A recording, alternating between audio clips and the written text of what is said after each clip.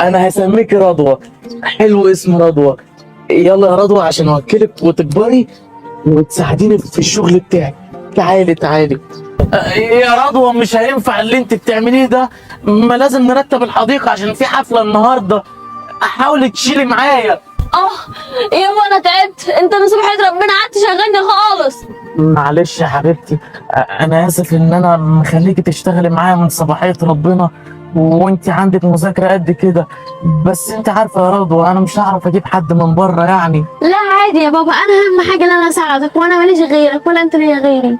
جدع حبيبتي، وباذن الله تيجي صاحبة الحفلة ست غنية ومعاها فلوس قد كده، اكيد هتراضينا وهخرجك خروجة ما تحلميش بيها. ماشي يا بابا. يا بابا انا كنت عايزه اتاكد منك، اتأكدي يا حبيبتي على ايه؟ هي ماما سافرت ولا ماتت؟ مامتك